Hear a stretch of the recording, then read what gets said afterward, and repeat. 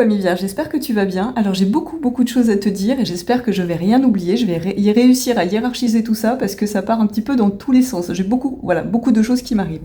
Donc déjà, avant ton tirage, j'ai donc un petit, tu vois, un petit cube de Métatron sur lequel je recharge mes pierres. Et là, j'ai été appelée à tirer tes pierres les yeux fermés pour ne pas les voir en fait. Et donc, je fais pas ça à chaque fois. Mais là, vraiment, j'ai pris les pierres sans les voir.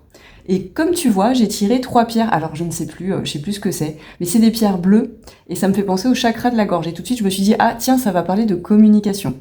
Clairement. Et là, on a une pierre de protection. Donc, on a de la communication. Ici, ça parle de communication. Donc déjà, ce que je peux canaliser, c'est qu'en ce moment, je vois beaucoup d'eau autour de toi. L'eau, c'est les émotions.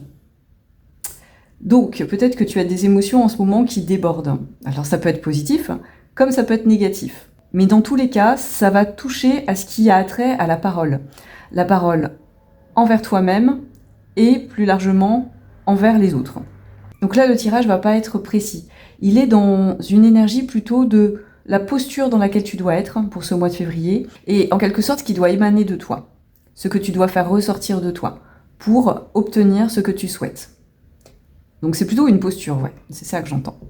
Donc en première carte, comme tu vois, on a la perle, témoigner de la reconnaissance pour ce que vous avez dans la vie. La fluidité en deuxième carte, en dansant avec des situations difficiles, vous rencontrez les bonnes personnes et vous attirez de l'aide. Et les mots, le succès va dépendre de l'état d'esprit positif et de l'emploi de certains mots que vous utilisez. Donc moi, ce que j'entends là, aujourd'hui, c'est qu'on te dit d'être dans la gratitude de ce que tu as déjà. Même si tu n'as pas tout ce que tu veux, même si tu es loin d'avoir tout ce que tu veux, on te dit, dans ta vie, honore les petites choses, même minimes, que tu as déjà, pour les faire exister et pour te servir en fait de ces petites choses, de ces personnes, de ces situations, de quoi que ce soit qui te fait vibrer, positif, pour t'en nourrir, pour élever ta vibration. Parce que c'est à partir de cette base-là, de cette base de la gratitude, de la reconnaissance de ce que tu as déjà, que ta vibration va, tu vois, s'élever comme un feu chaleureux. Donc oui, c'est vraiment ça que je vois, un foyer chaleureux. D'ailleurs, on l'a ici, tu vois, avec le cavalier de bâton. Ensuite, on te dit vraiment de ressentir à l'intérieur de toi ce qui te nourrit plutôt que ce qui te pèse. Tu vois, on a la carte du 9 de coupe. C'est une carte de paix intérieure, c'est une carte d'apaisement, le 9 de coupe. Et là, c'est à l'intérieur de toi. Tu dois trouver l'apaisement à l'intérieur de toi, tu dois trouver la gratitude, la paix, la joie, l'amour. Tu vois, tu dois faire vibrer tout ça en toi pour voir arriver ce que tu souhaites arriver. Avec patience, avec compassion. Et les mots que tu vas utiliser, tu vois, vont être de première importance. Les mots qu'on se dit à soi dirigent notre vibration, dirigent notre énergie dans un sens. Que tu utilises des mots positifs pour toi ou négatifs quand tu penses ou tu parles de toi, ça fait toute la différence en fait. Ça ne t'amène pas sur le même chemin, ça ne t'amène pas sur la même voie. Et en fait, ce qu'on te dit là, c'est pour voir exister ce que tu souhaites voir exister, c'est-à-dire, je suppose, comme la plupart d'entre nous, des belles choses, de la joie, du bonheur, de l'amour, des projets qui se concrétisent, qui se réalisent, quelle que soit la situation positive que tu veux, on en est tous là, on veut tous du positif dans notre vie. Et bien, il faut commencer par soi, il faut commencer par se dire à soi des belles choses positives avec compassion, tu vois, avec compassion et avec, comment dire, sans forcément vouloir se brusquer, tu sais. On fait tous des petites erreurs. Personne n'est parfait. Personne ne peut faire tout parfaitement. Par contre, on peut tous trouver une certaine forme d'équilibre en nous déjà et ensuite à l'extérieur de nous. Parce que cet équilibre va partir dans un premier temps de tes pensées. Que tes pensées vont diriger les paroles que tu te dis à toi-même et ensuite que tu dis au reste du monde. Et ces paroles, ce sont les premières pierres fondatrices de nos actes.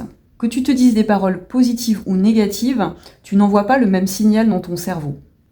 Quand tu agis de manière positive ou négative envers toi-même ou envers les autres, tu n'envoies pas le même signal à ton cerveau. Quand par exemple tu vas critiquer une personne autour de toi, quand tu vas la juger, quand tu vas prononcer des paroles blessantes, ton cerveau, lui, il n'analyse pas que tu agis pour quelqu'un d'autre que pour toi-même.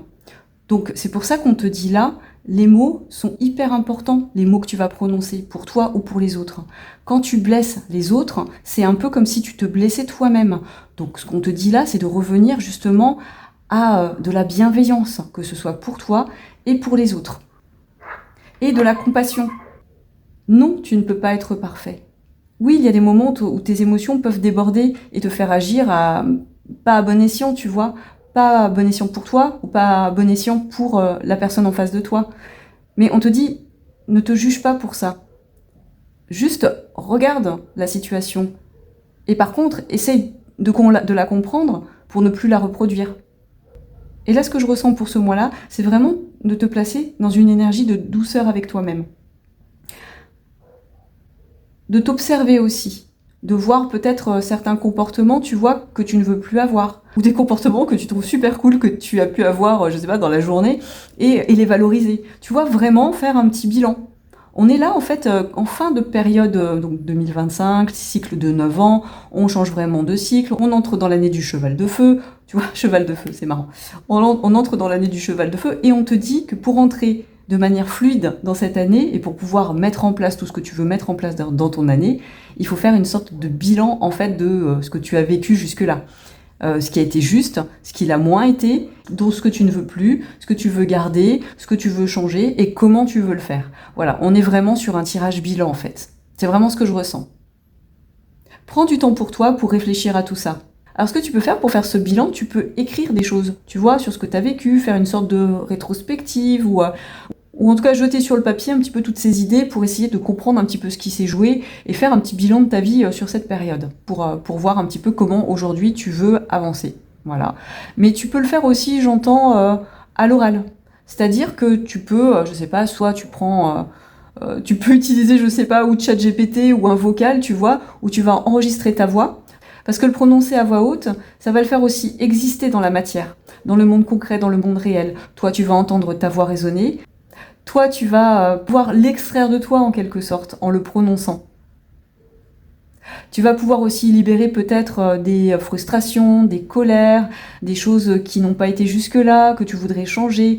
Et en fait, je trouve que quand on le dit, on dit les choses à voix haute, on les intègre beaucoup plus facilement, tu vois. Donc vraiment, là, ce que je vois, c'est n'hésitez pas à coucher sur le papier pour ceux qui aiment écrire, et d'autres personnes à le dire à voix haute si vous préférez le côté plutôt verbal, vocal. Et en plus, c'est très très bon, ça libère le chakra de la gorge. Donc comme tu vois, je reviens à mes petites pierres qui sont clairement pour moi. Ce qu'on te dit là, c'est libérer la parole, libérer le chakra de la gorge pour cette période. Et libérer cette parole, c'est faire une petite rétrospective sur ta vie en général, ces 9 dernières années, ces 9 ans de cycle, et cette dernière année 2025 pour la clore une bonne fois pour toutes et passer à autre chose pour accueillir des belles choses dans ta vie.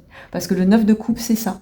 De belles choses arrivent pour toi et on te dit juste, fais le bilan. Je te souhaite une très belle journée. J'espère que cette guidance aura pu t'aider. Je te dis à très vite. Bisous.